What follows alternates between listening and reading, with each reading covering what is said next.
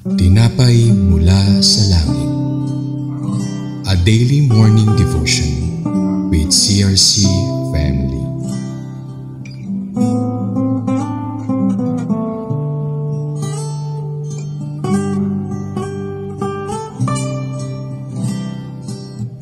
Isang mapagpalang umaga mga kapatid.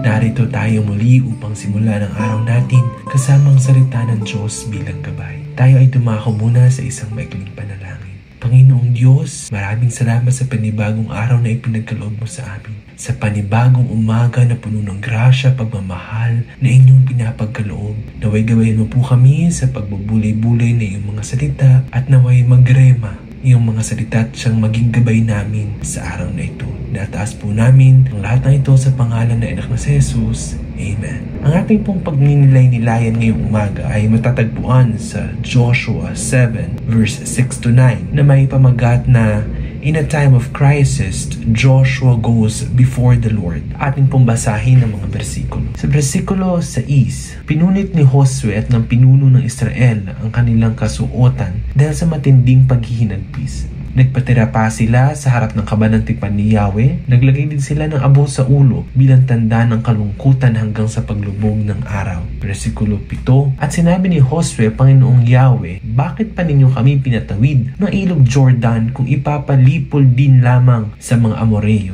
Mabuti pa'y nanatili na lang kami sa kabila ng Jordan. Verse 8. Anong sasabihin ko, Panginoon, ngayong umatras sa labanan ang bayang Israel?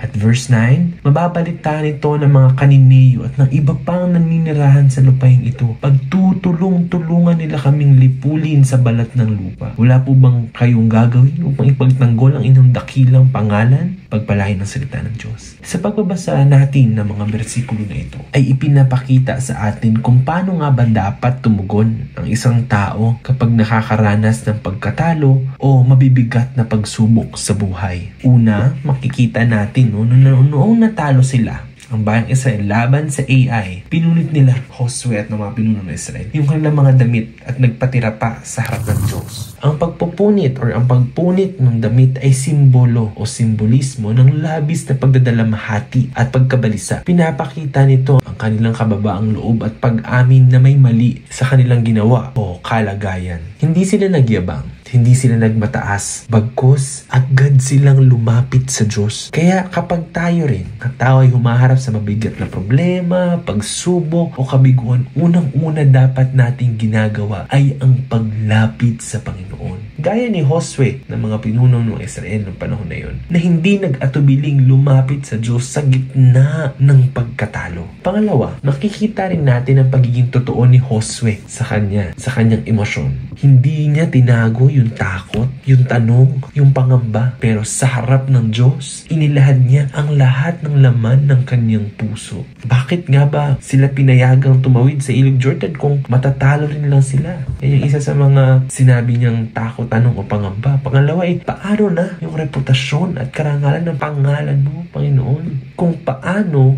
kung lipulin sila ng mga kalapit na bayan bilang mga tao. Yan din yung una nating tugon sa ating mga sitwasyon. Takot, tanong, at pangamba. Halimbawa, yung plano mo ay mapasok sa isang pamantasan na matagal mo nang inaasam at kung hindi ay sa iba mo pang pagpipilian.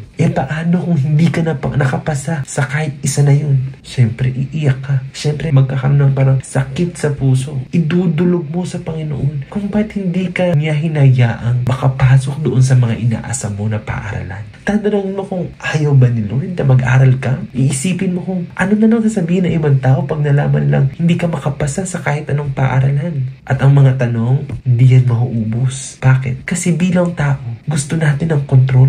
Nais natin bilang mga tao na kontrolado natin ang lahat ng aspeto ng ating buhay. Gusto kasi natin ang katiyakan lagi. We always strive and we always long for certainty. Kaya kapag may mga bagay na hindi natin maintindihan, naliligalig tayo. Bakit dito, Lord? Kailan, Lord? Para saan po, Lord? Basic human nature. Ngunit dito rin pumapasok yung kahalagahan ng ganap na pagdepende sa Diyos Na kapag may takot, na kapag may pangamba, na kapag may tanong, dalhin mo sa Diyos. Kasi kayang-kaya niya ang lahat ng iyan. At sa gitna ng kawalan ng kasiguraduhan, lagi nating ipaaalala sa ating mga sarili na Diyos lang ang tiyak at sigurado. We will all go through situations we don't understand right away. But let us not waste our time complaining. Maghintay tayo because one day we will understand. We will see how it was actually part of His greater and more beautiful plan for us. Just like what will happen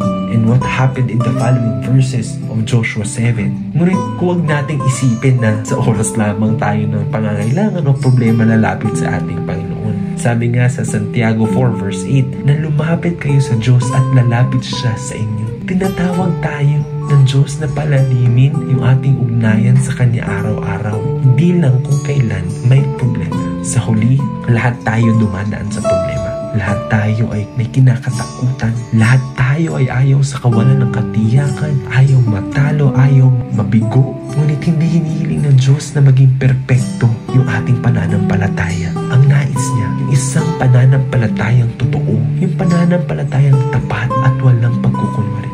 Kung may problema, lumapit kay Lord. Kung may takot, lumapit sa Panginoon. Kung may pangamba dahil walang kasiguraduhan, lumapit sa Panginoon. Kung nakakaranas ng pagkatalo, lumapit sa Panginoon. Iyan ang susi. Hindi niya hinihingi. Kagaya ng sinabi natin, hindi niya hinihingi ang isang pananampalatayang walang bahid ng duda o pangamba.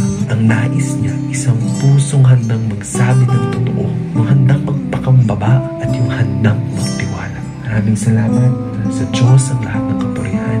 Tayo po muli ay dumako sa ating panalangin para upang tapusin ang ating pagbubulay-bulay sa Kanyang mga salita.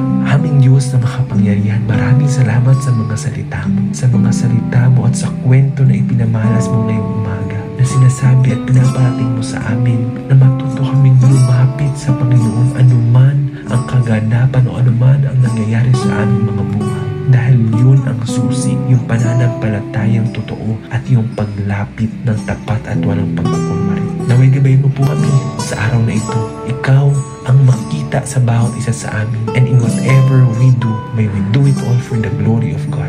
Lahat mo na ito ay tinataas namin sa pangalan ng Anak na si Jesus. Amen. Muli, maraming salamat mga kapatid sa pagsama sa atin sa umagang ito. Patuloy po natin suportahan ang ating programa upang mas marami pa ang maabot ng salita ng Diyos na siyang magliligtas sa lahat, magbibigay kapanatagan. Muli, magandang umaga. Pagpalain po nawa tayo ng may kapal.